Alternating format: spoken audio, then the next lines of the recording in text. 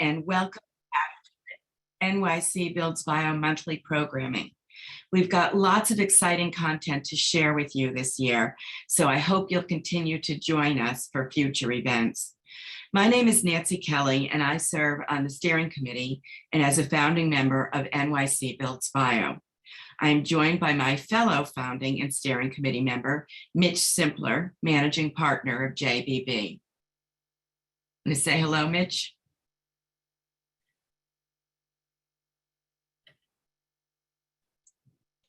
There. Well, good afternoon, everybody, and welcome to our latest installment of New York City Builds Bio Plus.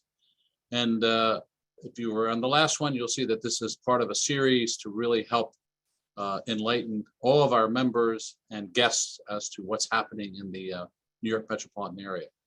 And Nancy, thank you for letting me introduce myself. And with that, I turn it back to you and an incredible panel that you guys have today. So great. I would like to thank Triumvirate Environmental for being the lead sponsor of this seminar series, which, as Mitch said, focuses on emerging life science subclusters in the greater New York metro area. I would also like to acknowledge the founding and corporate members of NYC Builds Bio who make this programming possible. We really appreciate all of our returning and new members this year. We're excited to welcome all of you to the third webinar of the sponsored seminar series. It will focus on Midtown East and Manhattanville subclusters in New York City. Our first webinar, held in January, discussed the impact of a recent New York City planning study of the greater New York metro life science economy on all of the subclusters in the greater New York metro region.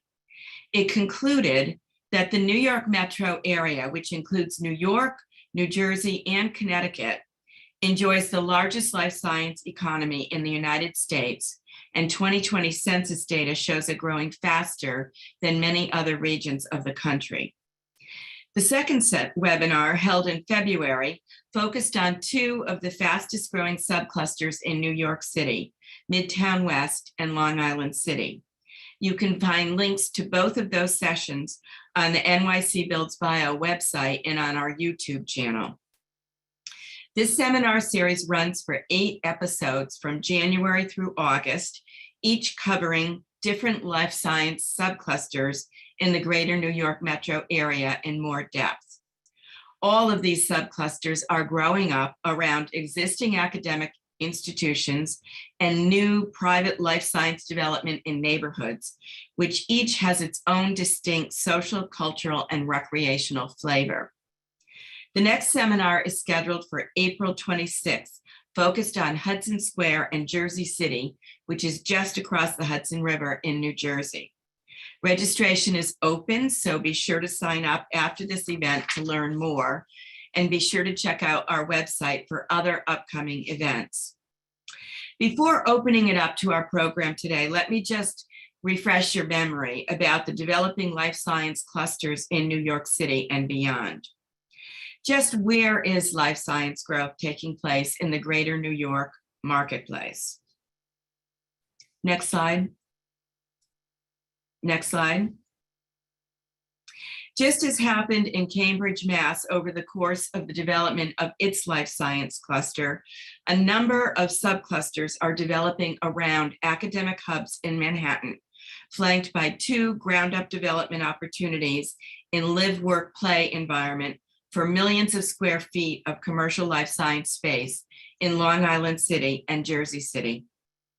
The East Side corridor consists of Mount Sinai, next slide, Mount Sinai, Academic Alley, Long Island City, Midtown East, Brooklyn, Long Island, and Hudson Square, which is the nexus between the east and west sides of Manhattan. The West Side corridor stretches, next slide, from the Bronx Hutchinson Metro Center down to Columbia Presbyterian in the north, through Manhattanville, Midtown West, Hudson Square, and on to Jersey City. Today, we'll learn about the subcluster of Midtown East, which includes a number of foundational life science projects, such as the Alexandria Center for Life Sciences, New York City's first commercial life science campus, and the adjoining NYU Langone Science Center, a new 365,000 square foot facility with 10 floors of laboratory space dedicated to research. Today, we'll focus on two of the most recent and exciting projects in Midtown East, The Cure at 345 Park Avenue South, developed by Deerfield Management, and IndieBio New York, developed by SOSV at 7 Penn Plaza.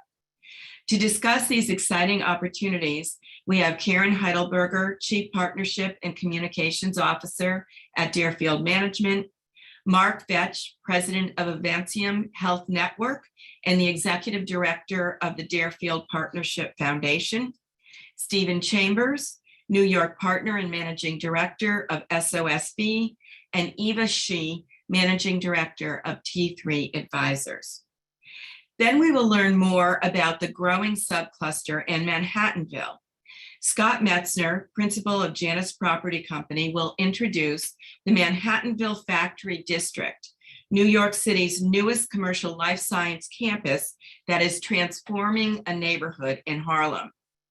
Sam Sia, co-founder Harlem Biospace, will talk about the incubator located in the Manhattanville Factory District that has hosted over 70 life science companies to date.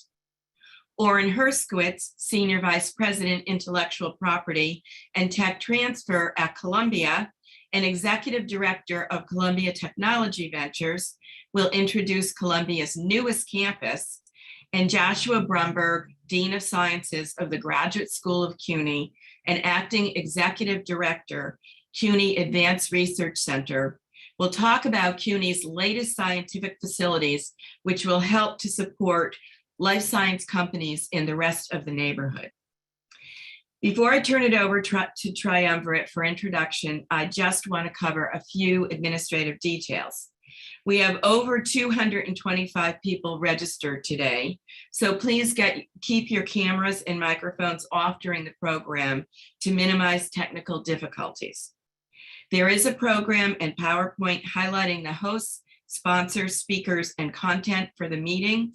These will be posted on the NYC Builds Bio website. The program is being recorded and will also be available on the NYC Builds Bio YouTube channel. Since most of you are participating in listen-only mode, please feel free to submit your questions via the Q&A at the bottom of your screen. We will open up for discussion and Q&A at the end of the program and will address as many audience questions as possible. If we have time at the end of the meeting, we will also have a chance for smaller randomized groups to meet in separate rooms where you can open your videos and microphones to talk to each other. You can stay as long as you like to get to know each other and share stories. Now I would like to introduce Alicia Aniello, General Manager, New York Branch, Triumvirate Environmental, the lead sponsor for this seminar series. Thank you so much, Nancy, and good afternoon, everyone. My name is Alicia Aniello, and I am the General Manager of Triumvirate's New York, New Jersey operation. Nancy's been doing such a wonderful job of getting these meetings on the books and doing a wonderful job of compiling all the data and putting those slides together. So thanks again. A little bit on Triumvirate, and then we can move on to the fun part of the presentations. Triumvirate has been the leading environmental health and safety service provider to the life science community going on 34 years now. From laboratory moves to regulatory setup, permitting and on-site support, including waste disposal, we've partnered with hundreds of life science companies across the country and helped them grow safely from their early stages in incubator spaces through to production and manufacturing spaces. It's been a real treat to witness some of their novel ideas come to life over my 15 plus years with the organization. Our success comes from our flexibility and customization of our offerings to fill all EH&S needs through one vendor, thus leaving the researchers and the management companies free to remain hyper-focused on their science and the success of their business. At the request of some of our longest clients from Cambridge, we set up locations in California 4 years ago, so we can continue to service our bi-coastal clients at a national level. With the excitement and growth here in our New York metro area, I thought Triumvirate could host this series and place a spotlight on the area with our long list of life science clientele across the country as our audience. As Nancy discussed, the potential for collaboration with our research hospitals and universities, along with growing amount of space and funding being dedicated to life science here in the New York metro, really makes our locale ripe with possibility. At the local level, Triumvirate has had a full operation in New York City since 2003, including the only commercially permitted hazardous waste storage facility in the 5 boroughs. Say that 5 times fast.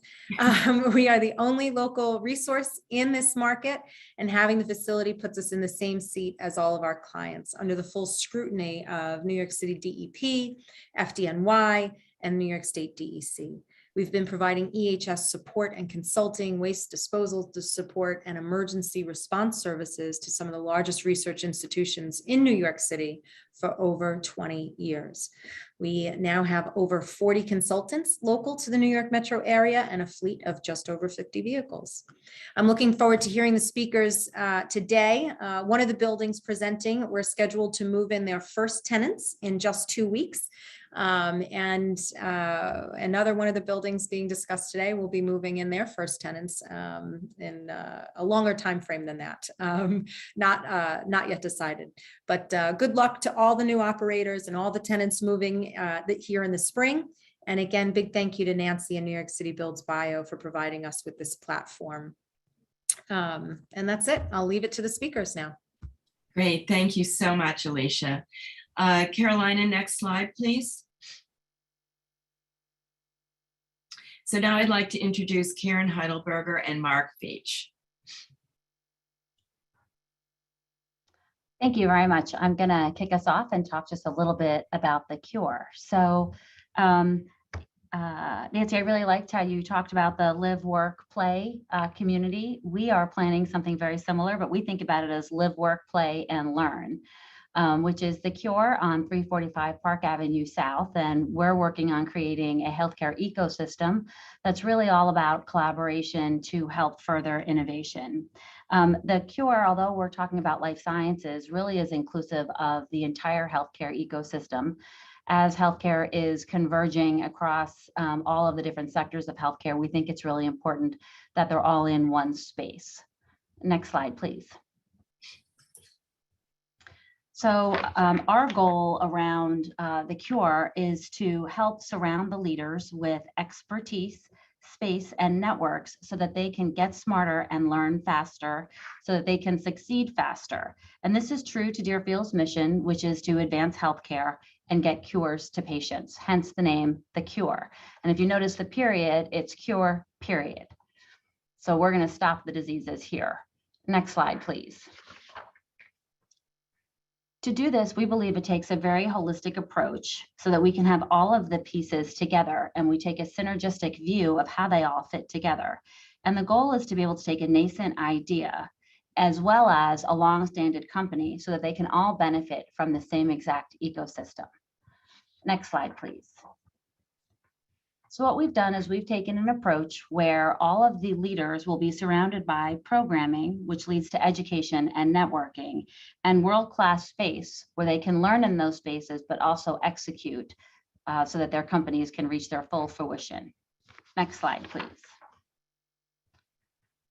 So if you can imagine Deerfield being in this building, Deerfield has a number of different expertises that we're able to offer to all of the different constituents within the building. So some of the program will be driven by Deerfield, some of it by the Cure. The Cure is building out its entire own programming team so that they will be responsible for part of the education. But the residents in the building are also going to have expertise, and they'll also have specific desires to make sure that their needs are being fulfilled as well. So they'll be responsible for some of the education going on. And then we've had a number of different partners that want to be involved in this as well. So when you really think about the entire community coming together, we will have space in the building so that we're able to deliver lots of different types of programming to all of the residents within the building. So it really has to be a true marriage between the programming as well as the space to make sure that we can in fact deliver all of this. Next slide, please. One of the spaces that we have is the collaboration residency. And this space in particular is very important. Although it's not wet lab space, it is a space where small companies are able to come in and take as little space as they need, or large companies are able to come in and take an office. If you can imagine the number of large companies that have approached us for space in the building, they would in fact overwhelm the ecosystem. And the goal here, as you can see from what I've talked about already, is to have multiple companies within this space, and a large company would just take over too much. So the collaboration residency is purposefully built the way it is so that small companies can learn from the big companies about how to create a footprint, and the large companies can remember how to innovate from the small companies. So the collaboration residency has about 45 offices as well as workstations in it where they can all work and learn together. Next slide, please. We also have the Cure Lounge, which is in the rooftop terrace area, where we're planning on creating a membership, executive membership lounge, where we will have curated networking, and so that the leaders will have access to mentors and ideas, and also different educational programs. The space is truly beautiful and has views of the Empire State Building at night, so it's a really special spot. Next slide, please. The conference center truly is the heart of the building. And this is where lots of the serendipitous conversations, but also the heartfelt programming will take place. We have 5 classrooms where the walls all roll back, so you can actually have one large conference space. And again, the conference space is actually big enough for 450 people to congregate. So although not necessarily something that was happening during COVID, will be very exciting as people are interested in getting back together.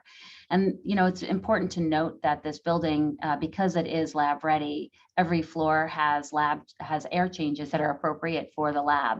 So we're really excited that this building is beyond COVID standards, just happens to be that way, and we're lucky to benefit from that. Next slide, please. And Mark is going to talk more about this. But this is a lab building. This is a life science ecosystem. So we do have Cure Innovation Labs in it, which is an incubator that will be large enough to host between 15 and 20 companies, depending on how big the companies are. But there are some major benefits in this. It's being run as a not-for-profit, and it will be close enough to the different expertise in the building. So as Mark will talk about, we really think that this is able to provide some great synergies for the companies that will be in the space. Next slide, please. Mark, do you want to stop and just speak there? Yeah, I was just gonna elaborate a little bit. Sure. Just to stay on point. So Deerfield, well, as most of you know, the New York EDC invested $1 billion in the life science infrastructure in the city. And as Karen's talking about, the Cure is a result of that. But to further commit Deerfield's commitment to creating this healthcare ecosystem, it formed and launched an independent a public charity, as Karen mentioned. It's called Advancium Health. And within Advancium Health, one of the entities underneath it is this Cure Innovation Labs. So our aim here is really, this is not a project by Deerfield, but rather Advancium. Its focus is kind of post-seed, pre-Series A companies. It's not designed to be one bench that would be rented to a company, but rather we are targeting resident companies, or hoping for resident companies that have some funding, will likely need 4 or more benches that will be bundled with office space, workstation space. But being part of the healthcare ecosystem that is the Cure, we feel like the resident companies are going to succeed faster and also be in close proximity to many experts in the life science and drug discovery space. The model that we use, we have what we call founding partners. As an example, SVB Bank, which specializes in life science companies, will be part of the Cure Innovation Labs, one of our founding members. But their their expertise, along with others that we will have in the future, will be there to work with the resident companies on any number of topics, financing. We eventually will have a law firm that specializes in IP, technology companies. So again, all aimed Cure Innovation Labs at creating really its own ecosystem on the 4th floor within the Cure to help these companies be successful. So this is a brand new project. Construction is going to be underway shortly, but we expect these labs to be open in the 2nd quarter of 2023. That's all, Karen. Okay, so next slide now. We also have a MedTech incubator in the building. This is actually going to be run by Dr. Howard Levin, who comes out of Columbia. Dr. Levin is truly incredible. Not only is he a serial entrepreneur, but he has a huge interest in furthering diversity and is just a great mentor to all different constituents. So we're super excited to have this medical technologies incubator in the building. They will be, in fact, moving in relatively soon. And they, in fact, are also working with Advancium, which Mark is working on as well. With part of Advancium is called CobiCure, and they will be focused on medtech, pediatric medtech devices, where these children wouldn't be able to survive without the work that they're going to be doing. So we're really excited by that. Next slide, please. So we've gotten some really positive feedback on what it is that we're building here. If any of you think that there are other things we should be thinking about, we would, of course, love to hear about it. This is obviously a work in progress. It's near and dear to Deerfield's heart, but the Cure needs to be built for New York City's benefit. So if there are other things that you think we should consider, as I said, please hit me in the chat, let me know. We're excited to hear your thoughts, but we can move on to the next slide now. I just wanted to highlight that, again, this goes back to really the convergence of healthcare and what we see happening. And the fact that this is located in the technology quarter of New York is incredibly important. Between drug delivery and care delivery and just value-based care in general, tech is so important to healthcare. So we're really excited by the location. Next slide, please. And you can see it's a 10-minute walk to major transportation. Next slide. But it also goes to the live, work, play, and learn concept. Lots of fun restaurants in this area. So we're super excited by that. And I think with that, I am done, Nancy.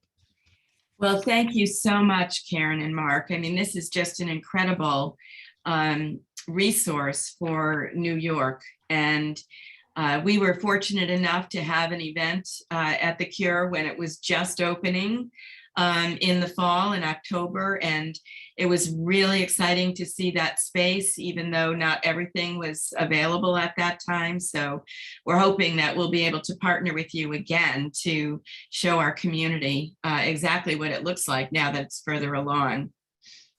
Absolutely. Great. Okay, next slide, Carolina. Whoops, keep going. Okay, there you go. So now I would like to introduce Stephen Chambers of IndieBio and SOSV. This is one of the most exciting organizations, I think, in the new company community globally today. They are working on problems that can literally save the planet. And if we are going to beat climate change, they'll probably be one of the reasons. So I'm very excited to hear about what they're working on. So Stephen. Thank you, Nancy. Thank you for those kind words as well. Big thanks for inviting me to come along and talk to everybody here. I hope, Nancy's kind words you'll see the excitement that we are kind of excited about the companies that we have coming out of New York. So let's go to the next slide. Can you move on to the next slide? Oh, apologies for my typo there. So this is the building that we're moving into. We should be in there towards the end of the year. So it's 7 Penn Plaza next to the garden. We're on the 9th floor. and we're hugely excited to be moving into there. Got great views of 7th Avenue and of the garden. It's going to be a lab office space, okay? And that says a lot about what IndieBio does. Can we move on to the next slide? So if you don't know about IndieBio, it's probably not that surprising. Like, we're part of SOSV, which is originally it started out as Sean O'Sullivan's Ventures, a family office, but it's grown into this huge behemoth now. And so we've started over 1,000 companies, over $1 billion in management, somewhere around there.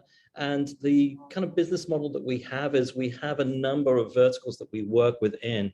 IndieBio is the life science vertical that we work in. It started about 5 or 6 years ago in San Francisco, hugely successful in San Francisco. A number of kind of huge companies came out of San Francisco and the program that they ran there. You know, it was so successful that New York State came calling and said, okay, it would be great if we had kind of an IndieBio in New York. And this is all part of the kind of like the state's effort to grow the ecosystem across New York that was mentioned by Mark in the previous presentation. And the way to think of IndieBio is very much like we provide that first check. So we go in at early stage. So we are pre-seed, okay? So we go in very, very early with these companies. These companies are far from perfect when we see them, but we think there's something in there that is kind of that we can work with, that it touches something within us. And as Nancy said, like, we work across human and planetary health. So we're not just health tech. Like, we have like this kind of like planetary health component that I'll talk about more as I discuss the companies. Let's keep on moving to the next slide. And the kind of business model that we have, as I said, like, we go in very, very early. We take our deal flow comes from around the globe. It's very, very diverse. It's probably one of the things that I was truly shocked at was the diversity of deal flow that we see. Like, it includes everything from therapeutics, diagnostic, med tech, plant kind of proteins, a lot of fermentation, a lot of synthetic biology in there as well. Goes all the way through to ag tech and plant tech. So there's like a lot of diversity in there. And what we do is we take them into our program, which is 4 months long, and we work very, very closely with them, not just on the business model, but a lot of it's around the technical hurdles as well. And we get them in shape, like we do a lot of business hygiene on them. But the goal is to increase the value of the company coming out of the program, where they're ready for a seed investment. As I said, a lot of the companies are pretty raw when we see them, and we get them to a level where they're much more investable, much more kind of ready to take off and really go fast, especially on the funding side of things. Like, we do have other accelerators, which I've kind of like brushed over, but probably what's kind of interesting in the kind of context of this talk is we also have an accelerator in New Jersey. This is HAX. So this is a hard tech. So they can tend to focus on hardware, but we work very, very closely with HAX in developing some of our companies. So though we have like these strict verticals that we work in, there's a lot of crosstalk between the various companies, which is very successful, especially for the medical device side of things as well. Let's move on to the next slide. And I want to kind of like, you know, one of the things that we're finding is most exciting about what's happening now. And for this audience, I really wanted to get this in front of you and say, we're seeing a huge change. And part of this is driven by the new bioeconomy. Okay, we're seeing like the 20th century, a lot of it was based on basically the oil economy and organic chemistry and chemistry that came out of the 20th century. And that's how we got a lot of our fuels, food, and drugs. But what's happening in the 21st century is there's been a shift. And this disruptive kind of shift that's going on is the growth of the bioeconomy. A lot of this has been driven by advances in biology that we are now using to generate fuels, food, and drug. So going forward, we think this engineering biology, as we call it, is how we're going to feed ourselves. It's how we're going to fuel ourselves, and it's probably how we're going to heal ourselves going forward. Let's move on to the next slide. And so we invest across this sphere that we're seeing. And as I said before, it isn't just health tech. A lot of it's on the kind of neurotech, kind of the consumer side of things. Let's move on to the next slide. And I just want to sort of highlight some companies, like these are some companies that have come through our program. These are all New York companies. TomTech is developing a biomaterial that's made from chitosan, which has its origins in shellfish waste. So they're making this beautiful leather from basically animal waste, okay? Foods also will work a lot of alternative foods. This is Bosque Foods. It's making a chicken cutlet out of mushrooms, okay? Gene therapy, we work with a lot of technologies around CRISPR and kind of cell therapy and gene therapy. And this is just one of the companies. And then we're also seeing a lot of digital therapeutic companies. So again, what I'm trying to highlight here is that the old model that we have, like it's still functioning, there's still small molecules out there, but we're definitely seeing a shift both in the therapeutic side of things, but also in foods and in biomaterials. And I would say foods and biomaterials and therapeutics are probably the hot spot that we're seeing within kind of New York. Let's move on to the next slide. And the other thing that's happening is companies from our portfolio are also coming to New York. So this is Notco. This came out of the San Francisco portfolio. Just over 5 years, it started out in Chile. It's already gained kind of unicorn status. That means it's got over $1 billion in valuation just last year. So again, what I'm trying to highlight there is that these companies, they grow very, very quickly. And they're relocating to New York. And you know, it's a huge opportunity, both for Notco, but also for New York to take advantage of this. And then lastly, I just want to end with the next slide. So this is Opentrons, again, another indie bio company. And this is the first unicorn in Queens. I don't know if you know about Opentrons, but again, they've been hugely successful. And I think it's probably just over 4 years, I think they've been going. Started off as a startup company within, I think it was within Hacks, grew very, very quickly, had a very successful year with COVID, doing a lot of the, providing a lot of the automation for the PCR tests that we were all kind of like doing last year. So that's like the types of companies that we're seeing that are coming out of indie bio. Let's move to, and I think that's all my slides. And again, I want to leave you with this idea that we are graduating 20 early stage companies a year out of indie bio New York. They're going to need lab space. They're going to need somewhere to go on to.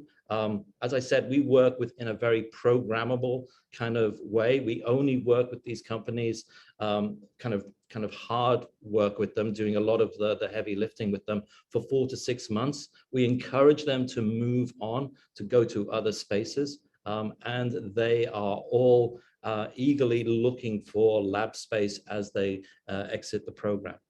I'll leave it there. Yeah, thanks, Stephen. It's a real unusual addition to the New York ecosystem. And I think it's going to be, as I said, a main driver. We've got one question here. Curious on where data comes into play, since data is the new oil, as I've been hearing. Yeah, that's an interesting question. A lot of our companies, they have a kind of a data component in their business model. So we work with a lot of microbiome companies, like one that's in New York, in our New York ecosystem, Sequential Skin. They're in JLabs, so they graduated from our second cohort. They moved on to JLabs as they exit the program, very successfully raising money as well. And again, like they have a data component. What they do is they analyze people's skin microbiome. They have a patch that gets delivered to you. You take a swab of your face, you send it off to them, and then they will do a microbiome analysis of the microbes that you have on your face. This is all kind of like genetic information that they have. And then they will identify products, either their products or products you can get from vendors that will be appropriate for the for combating the microbiomes that you have on your face. But part of their business model is collecting the data. So as you send the patch of bacteria to them, they collect this, and they're collecting all this data around the microbiome, which is a global data because they've got customers all over the world. And what they're finding is that different parts of the world have different microbiome on the face, as you probably expect, but also different kind of ethnic groups have different microbiomes on their face, and different times of the year, the microbiome on your face will change as well. And so they're collecting a huge amount of data that they think is going to be valuable going forward. Yeah, absolutely fascinating, fascinating. And as I said to the Cure, we'll be very interested to share your space with our community so they can see what's going on there. Eva, I would love to call you up and just have you talk a little bit about, you had quite a long journey in helping IndieBio to find their space. So maybe you could talk a little bit about that, because, you know, we have a lot of real estate people in our community, and they're wondering about the startups and where they want to go and how they find the space that they ultimately live in. So maybe you could shed some light on that. Of course. Hi, Nancy. Thanks for having me. And it's an honor to just share this space with everyone here participating here. Well, the journey to work with SOS and IndieBio here in New York City started around 2019. We had already previously worked with them with the San Francisco IndieBio program. So with the infusion with the EDC's grant funds, we were trying to figure out, you know, what would make sense here in Manhattan specifically. Their driver was to, you know, figure out a commuter-friendly centralized area.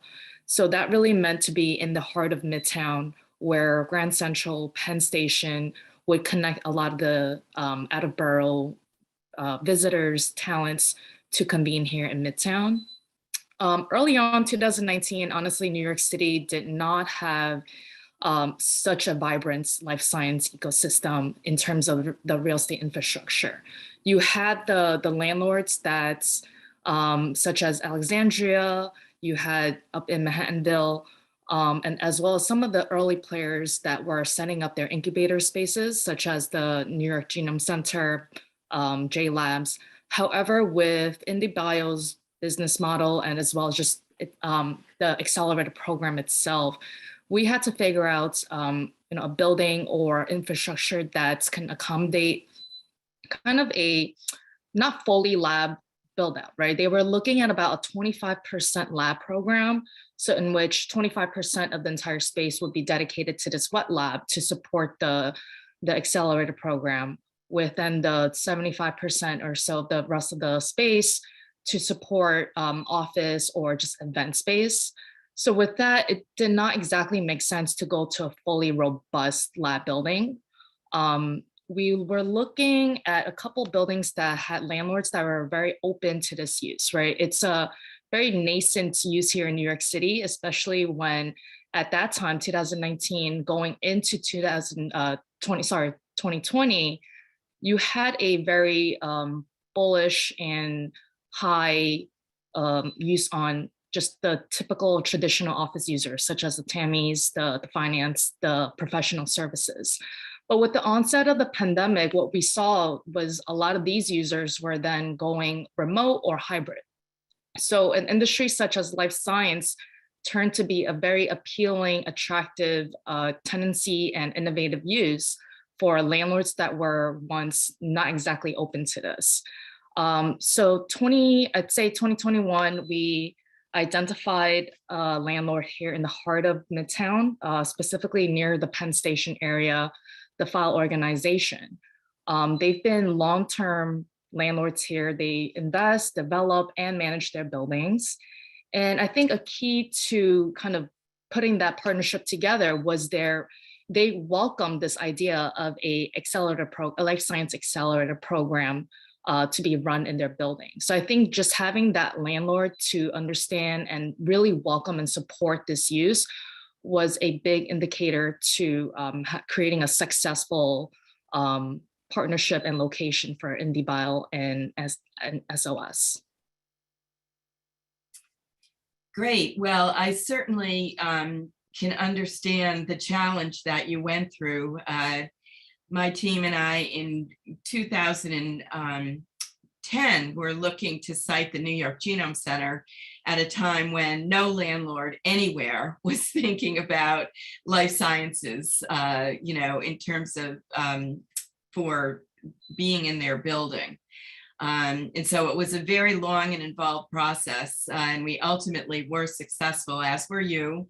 And so congratulations on bringing them to 7 Penn Plaza and getting them up and running there. I definitely say it's a collaborative effort. We had, SGA for the architects, JBB for the engineers on board. And currently we have Macro, who is PMing the project to get them in by the end of this year. So everyone's all rallying for the opening and just the continuing success of IndieBio. Yeah, it really does take a team, right? For sure. Yeah. Okay, great. So thank you both. That was fascinating. And now we're going to turn to a new subcluster, the Manhattanville subcluster, where the Manhattanville Factory District is the newest commercial life science hub in the city. So Scott, tell us about that. Thanks, Nancy, for inviting me to this and for everything you do for our entire community. You asked me to give a little bit of the flavor and history of our very special and charming neighborhood, which we generally, of course, skip over on these panels as we jump into what's been and what is being created here. Those of you who don't know the neighborhoods just north of Central Park, it's most simply thought of as 3 separate neighborhoods moving from east at the East River to the west at the Hudson River. And the East Side neighborhood, El Barrio, is of course known for its proud immigrant history and architecturally for its tenement housing. The Central neighborhood is predominantly known for its streets lined with extraordinary brownstone and limestone buildings, broad avenues, and its iconic Black history, including the Harlem Renaissance. The West Side, where we are, after being known for its large country estates in several villages that were just to the north of the then New York City border, including being the home of a famous resort hotel where Grant's tomb is currently located, became industrialized from where 125th currently is up to about West 135th Street. And just adjacent to the north of us, these beautiful residential historic districts grew after the country estates there were sold into smaller parcels. And you can think of Alexander Hamilton's Harlem home that was sung about in the show Hamilton, which still stands today. So the factory district at the southern end of this area, in what was then the village of Manhattanville, started at the West 125th Street corridor, going north, and was home to a significant number of industrial and factory buildings, paint factory, milk bottling plants, automobile factories, breweries in our neighborhood, bakeries, which is where the Tasty Lab building is, and probably most famously was the birthplace of the Manhattan Project. And it's in this historic village that Columbia University has been expanding its campus for about the last 10 years or so, from the Hudson River to the east side of Broadway, and where we at Janus have been assembling and developing the Manhattanville Factory District from around Amsterdam Avenue going east, where we've been restoring and repurposing these beautiful industrial buildings and adding new Class A construction, both to those buildings and from the ground up. So today, the Manhattanville Factory District is likely, we think, the greatest concentration of academic excellence and research in New York City, and boasts not only Columbia and the Jerome Green Research Building, which is one of the new the City University of New York, and we'll hear more from them later, as well as Columbia, the New York Structural Biology Center, Harlem Biospace that was mentioned earlier, the Pandemic Response Lab, and numerous other life science for-profit, not-for-profit companies in our buildings, ranging from 1 to 2 people, startups to Series A and B companies to publicly traded companies. We missed that first slide on the map. Maybe we just pull that up quickly, if somebody's got that. Do you see that? This is the map. Now I see it. Yeah, so for what I was describing, sort of the east side is down at the bottom and to the right, and coming up and to the left is going west. And you can see the historic Columbia campus that's south of 125th Street, and the expansion over by Broadway and west of Columbia City College on the top right. And then the factory district that we're developing is in that circle with a couple of the projects that we've completed to date. Maybe we can go to the second slide. So our multi-phase development, which fronts directly on West 125th Street, but is also nestled into this very unique and intimate neighborhood where 126th and 127th Streets actually join together. As I said, adjacent to both Columbia and College, is right now a 1.2 million square foot master plan campus. It's ungated, it's knit into the existing city fabric, and we've based it around a series of publicly accessible landscape passageways and parks where you can walk directly from 125th Street through to 126th, 127th, through our campus up to 128th Street, and literally right up the street to City College or back over to the ABCD trains. If we go to slide 3. Next slide.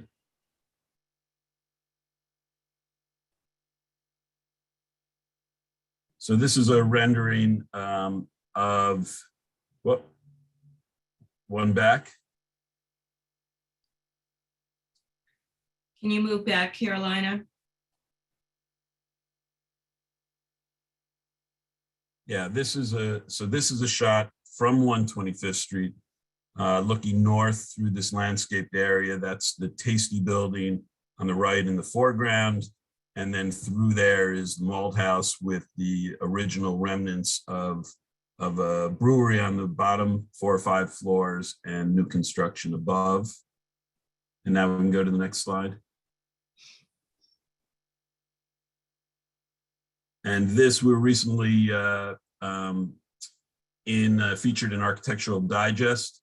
And this is another part on the north side of the Malt House and adjacent to the Mink building, another part of the master planned landscaping. We can go to the next slide. And this is a photograph of some of the landscaping in that area and how it connects at different levels to retail space and with the building lobby to the right.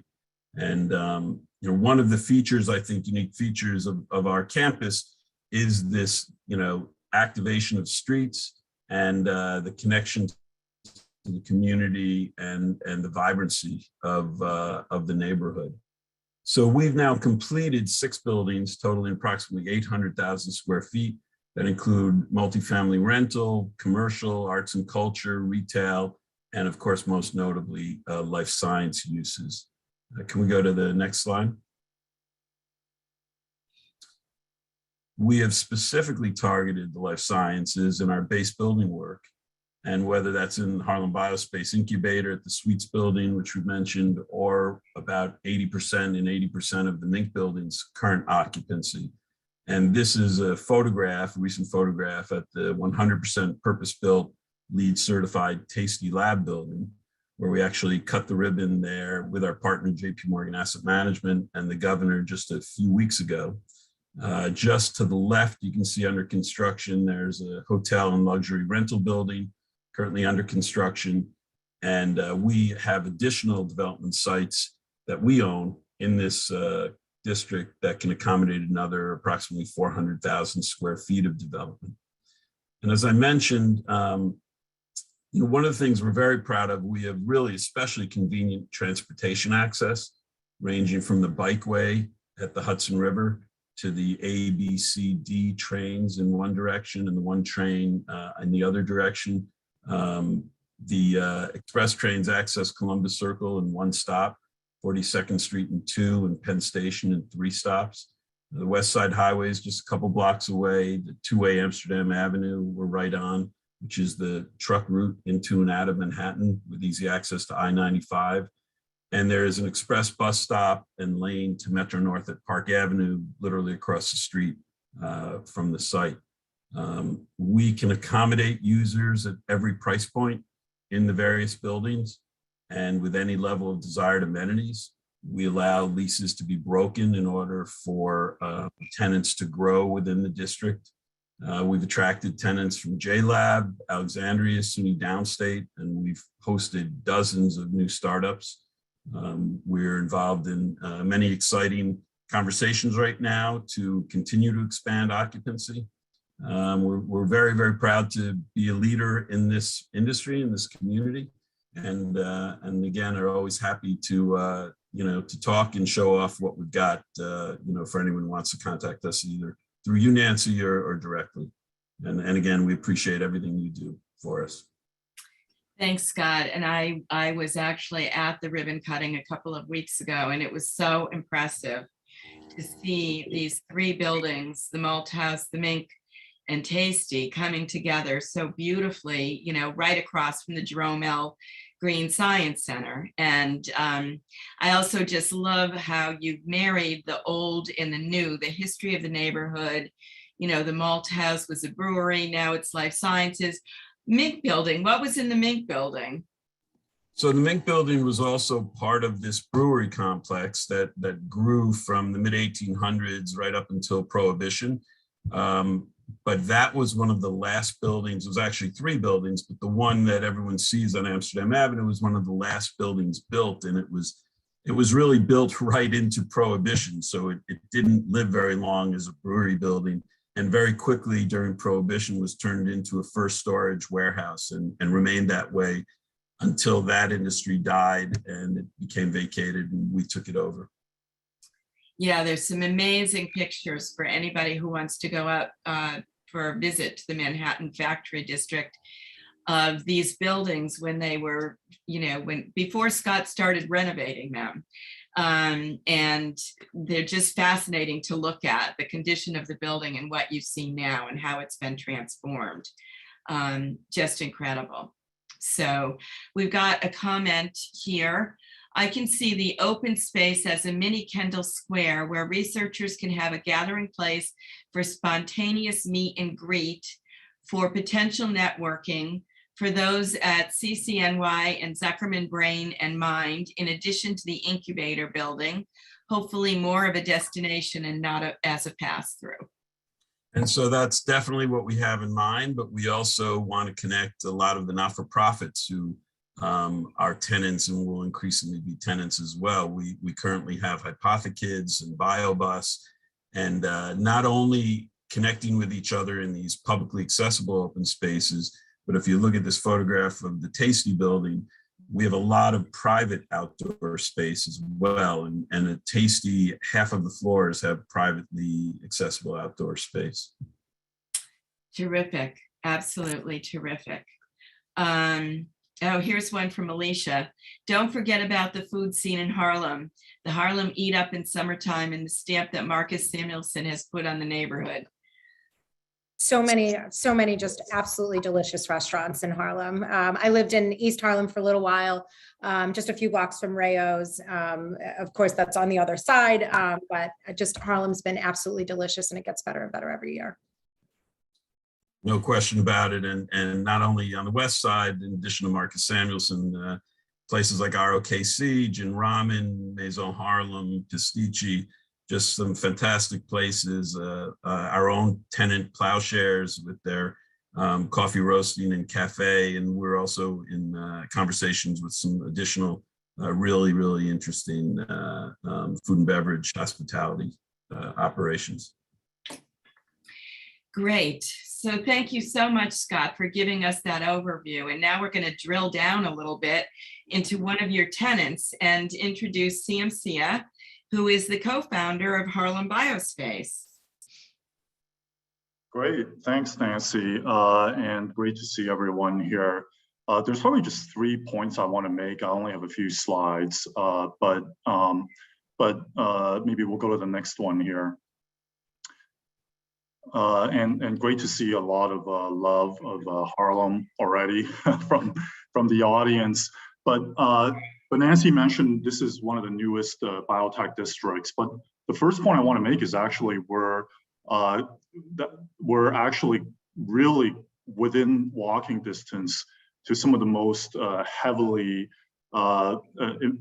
made investments in tech and biotech innovation at Columbia and also like CUNY anywhere in New York City. And so there's a huge amount of activity. Oren Hersko is I think following up here to tell you about that. And really this area here in the factory district is within the 5 or 10 minute walking distance to not only great life science research at both the Morningside and the new Manhattanville campus, but also tech.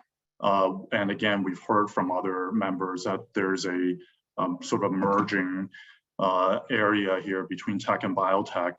And really, it's a great area where we can benefit from those collaborations. Now at Harlem Biospace, we started about almost 10 years ago now, and we've hosted a number of companies that have spun out, and maybe we can just advance actually to the next slides here. But we're also super affordable. So even though we're in this great area with these great institutions around us, we're only charging about $1,000 a month still.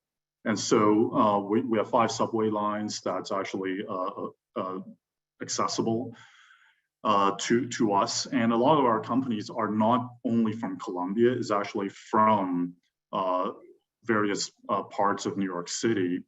And these are some of the ones that are listed. And they have also gone on to some other spaces around the city as well, since they have grown.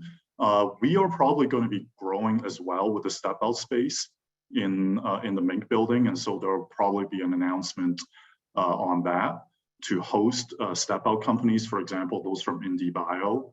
We would love to host you here close to the Columbia campus at a very affordable rate, and the great food around as well. And so maybe the next slide. Here are the current companies, not just the alumni, but these are current companies really embodying the flavor of New York City life sciences that we have heard about already. And again, there's already a lot of activity actually in this area. Scott didn't mention this, but one of the companies right here in this area, Volastra, they just signed a $1.1 billion deal with Bristol Myers recently. I think that's public. So a lot of great academic activity and company activity at different levels as well. Next slide. And the third point, I want to make, huge activity going on. We're super affordable and accessible to everybody. Is also the community in Harlem. Scott was touching on that. And workforce development, building a diverse tech and biotech pipeline. We were in this position that's pretty unique, where we have all this exciting activity in Harlem. And so we don't have to shy away from that. We really want to embrace it. And there's a program we're working with on a sister initiative nonprofit called Hypothekids, where they have engaged thousands of students across all 5 boroughs, but especially in Upper Manhattan, both with K-12 as well as into college programs, working with Columbia and Cornell Weill. Next slide. Yeah, so we have the ingredients of having a great academic setting, commercial lab space, but really embracing this new innovation model, working with the community as well, is a really attractive location. Again, actually, we're pretty affordable at Harlem Biospace. I want to emphasize that as well. Next slide. And I think I'll just probably run through. You've seen the West Harlem, all the excitement. Next slide. And I think we'll hear more about this in the next talk as well. So I'll probably stop there. Thank you. Thanks, Sam. It's so exciting that you had the foresight several years ago to start an incubator in this area, which would be an engine for new companies. We have a series of leadership committees and people in the industry working on those. And one of the questions that comes up a lot is, where are the startups going when they graduate from the incubators? Do you track where they're going so that, we can kind of follow them and kind of create a database of companies that are still in the city? Do we know if they're leaving the city, if they're staying in the city? What are they doing? We can certainly share that with you. A fraction of our companies move on, with what we're doing at HB. It's very affordable. We're sort of democratizing innovation. Not everyone makes it because we really have a really diverse crowd of companies working in different spaces at different levels. A lot of them are staying now because of the availability of real estate and obviously sources of funding as well. Some of them do leave. A couple of companies left during COVID just because they just couldn't justify living in Manhattan even on a personal cost basis. One of our companies very early on left to go to the Midwest. Dual Therapeutics, they were one of the biggest successes, but I think recently most of them have stayed on. We're also seeing companies that want to have a little outpost in New York City that are international companies. So we're also getting an influx. Overall, I think most of them are staying, and it's definitely growing. Yeah, well, that's great. Well, that's very exciting, and I'm excited to hear about the graduation space that you're going to announce. It's sorely needed in the city.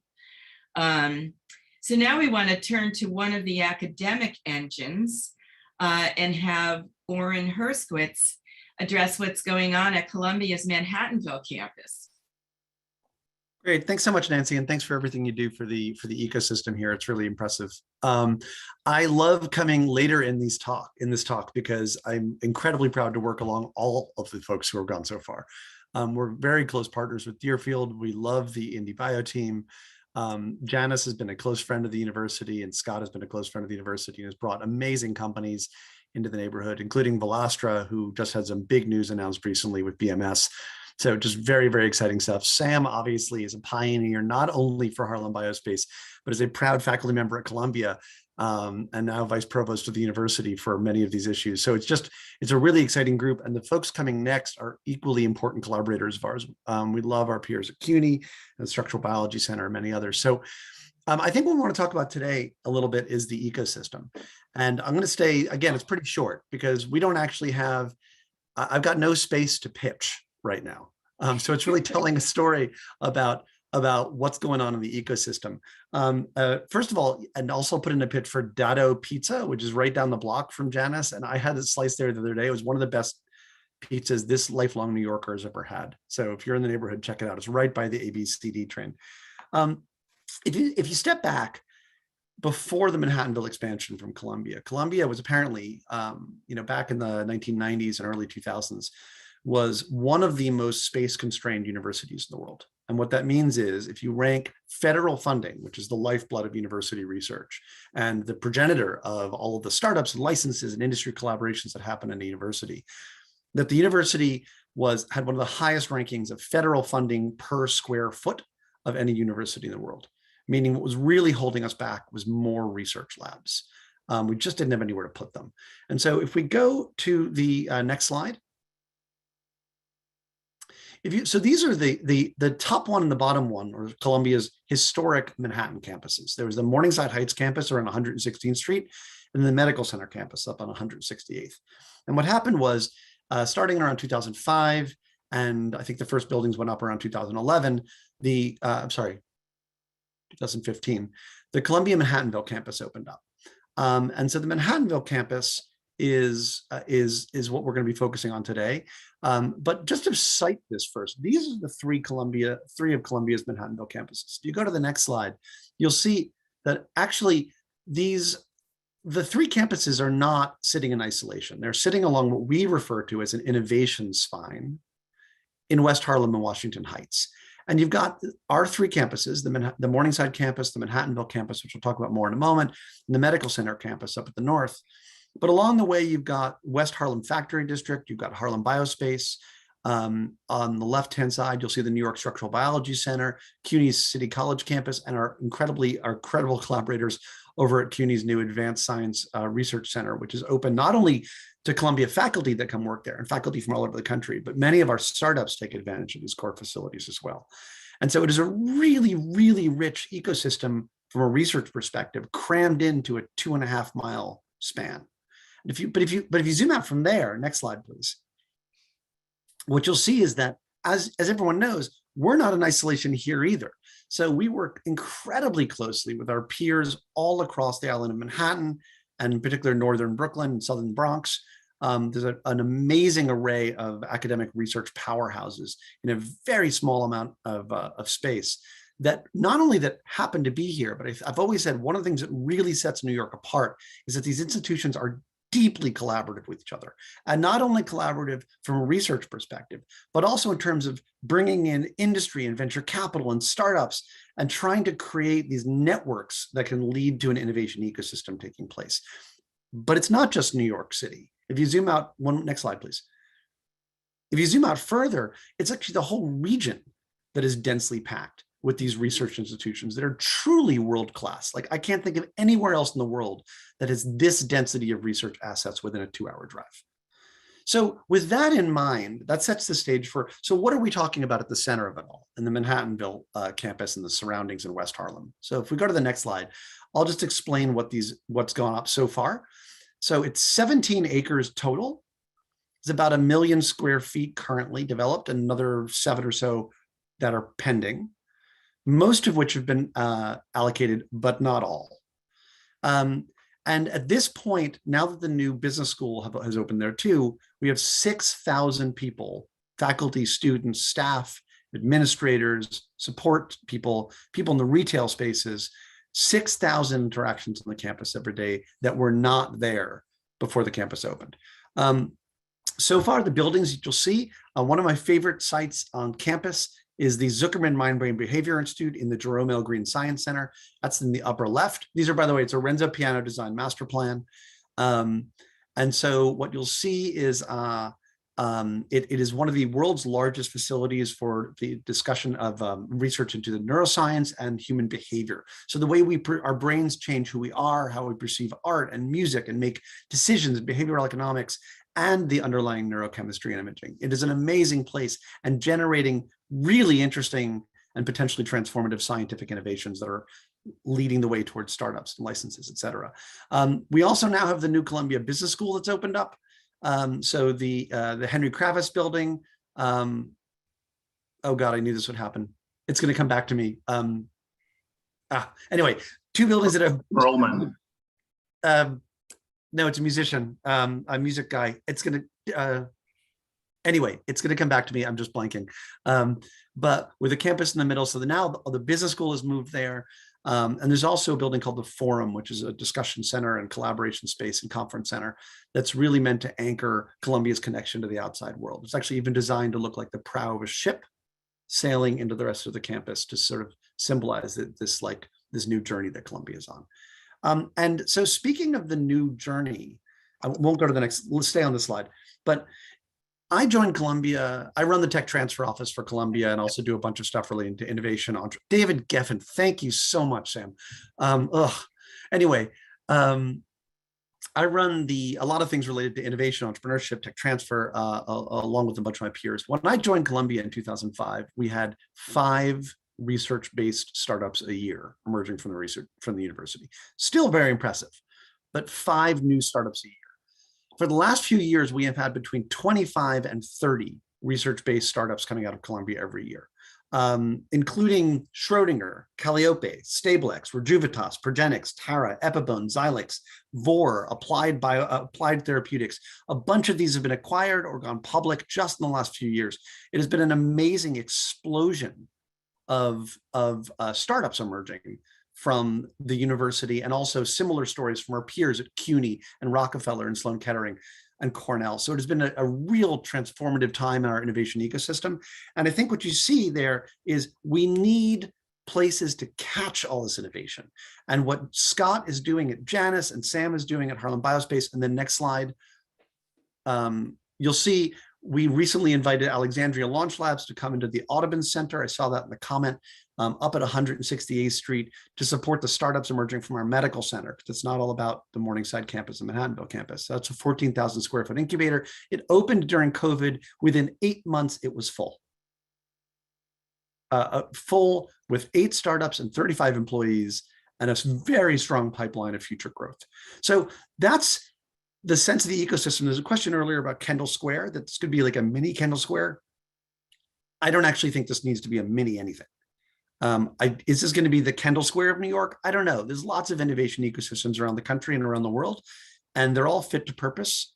But I do think there's a story emerging in West Harlem, Washington Heights that is unlike anywhere else I've seen.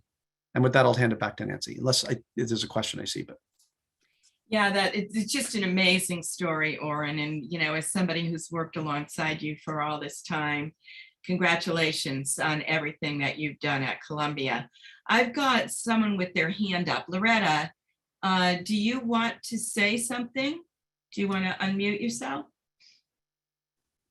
No, I'm sorry. I just was touching a button that I shouldn't have touched. All right, just checking on you. Okay, thank you. I do want to also just make the one point, which is you congratulated me. I had very little to do with this. It is 1,000 people working alongside each other to get this done.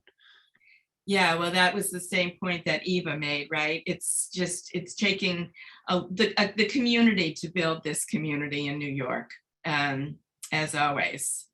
Okay, and now we're going to move over to CUNY and Joshua Brumberg, who's got some exciting scientific facilities to talk about. Yeah, thank you, Nancy, for including me, and always good to follow Oren. So if I can have my first slide, please.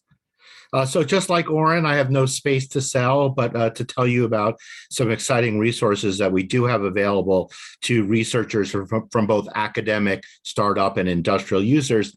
That's the Advanced Science Research Center, which you can see the red dot on the left part of your slide, located on about 135th Street and Convent Avenue, so just above the Manhattanville campus of Columbia that Oren just described. It's a 200,000 square foot facility that opened in 2014. If I can have the next slide. There are 5 research areas within the building: neuroscience, nanoscience, structural biology, photonics, and environmental science. And it represented the culmination of a decade of investment in sciences at CUNY. And one of the things that we've done as an institution is that we realized our researchers and researchers within the more general community needed high-end research facilities to conduct their research. And we've developed now 15 core facilities, with a few more to be coming online, that provide state-of-the-art instrumentation, and each one is run by an expert, a PhD researcher, to assist with researchers learning the equipment or running experiments for them, depending on what you do, for a for-fee service. I'm going to focus today on our offerings within biotechnology, because that's the focus of today's seminar. But do note, for example, we have New York City's largest clean room for nanofabrication, and just received an $8 million grant from New York State to create a biosensing sensor for advanced technology, where we've already working with 7 startup companies. And as Oren says, we have a lot of collaborations with Columbia and other universities within New York City. So thanks for Sam's comment in the chat. We're always welcome to show off our facilities. So if I can have the next slide, I'm just going to briefly walk folks through what we have in the bio facilities, but please know, as I said, we have a lot more. We have an NMR facility for those of you working with pharmaceutical companies that need to know about 3-dimensional structures of proteins, or how proteins bind to ligands. These are very much in collaboration with the New York Structural Biology Center. The next slide. Similarly, also, if you're developing different peptides, for instance, small targets for anti-cancer drugs, and you need to see how they react within different environments, the mass spectrometry facility. And I should say, as you see, for all of these, I provide a website. We list the specifics of the equipment as well as a price sheet. We're very transparent about the costs for each one of these services. Thank you. If you can move to the next slide. For those looking to discover the three-dimensional shape of things, we have a new crystallization facility, which just came online during COVID and is already beginning to get outside users. For some of these facilities, we've actually worked on ways in which you can send us the samples through the mail. We did this at the beginning of COVID where we couldn't touch people, so you could send samples through the mail, and then we ran the stuff. And we also provide a conduit to Brookhaven National Labs, where we have a line on their light source for more high-end crystallization analysis. Next slide, please. We also have a whole suite of imaging technologies, both for live imaging and also for imaging of materials. We have a cryo, transmission electronic microscopy, confocal imaging, two-photon imaging. And as I said, for every one of these facilities, we have full-time staff to help companies, to help startups, to help academics learn how to use these facilities properly and get the best out of them and get data that they can then use. Next slide, please. For those that are doing cognitive research, or we've also worked with marketing companies. A few years ago, one of the Super Bowl commercials was piloted here. So yes, they look at people's minds to see what they react to on Super Bowl commercials. So yes, we're programming our minds. So we have an MRI facility that includes not only a scanner, but a mock scanner. And we have ability also to make a variety of physiological measurements simultaneously with the imaging measurements, which is not something that's offered at many facilities. Next slide, please. One thing that's becoming increasingly important is the recognition that while we all might have similar genetic material, that is DNA or RNA, it is very much influenced by the environment in which we're in. And so there are ways to analyzing essentially the state that your DNA is in and how that makes you susceptible for different diseases. It's the study of epigenetics, and there's a way of analyzing this, and we have a full-time facility devoted to this. Next slide, please. So we're very proud of this. One of the founding ideas behind the Advanced Science Research Center is the next great scientific discovery is going to come up between collaboration between fields that are not necessarily linked. So structural biology and neuroscience, photonics and environmental science. And here's one such example that is a collaboration with our structural biologists and a neuroscientist, which created this imaging facility where we can now look at metabolites to see how in a variety of different diseases, your metabolism gets upset. Does it get upset globally? Does it get upset within specific areas of, in this case, the brain or in parts of the body? And so this was the first multi-imaging facility to open up within the New York metropolitan area. The next slide, please. The other thing that for many of the buildings that we've heard of today, which have great facilities, they might not have animal facilities. And for a lot of bio-based industry, you need to be able to test out on mice. And we have a vivarium, 20,000 square foot, fully staffed. We've hosted many small pharmaceutical companies and has associated prep spaces. And we are happy to talk to you about renting those facilities, as well as a suite of behavioral tools where if you need to do assays, does the drug affect the animal's behavior, et cetera, all that is located in situ within our facility. Next slide, please. One of the things that happens of course, is, and hopefully more of this will be happening as we move back to quote unquote normal, is there is need for spaces in which we can congregate and actually do this in person or in a hybrid basis and not just on Zoom. We have a 100-seat custom auditorium. It has streaming capabilities. We have poster boards. It's adjacent to both indoor and outdoor networking space. So if you're doing some sort of showcase or having some sort of conference or meeting, we have spaces that can be rented out along with Wi-Fi, catering, etc., to provide you a basis for having these kind of networking interactions. Next slide. And finally, I would like to, invite all of you. We're having, as I said, our biosensor cat launch event is April 17th. And, to highlight one of the things, Oren talked about innovation, City University of New York, we're actually older than you might think. We date our history back to 1847.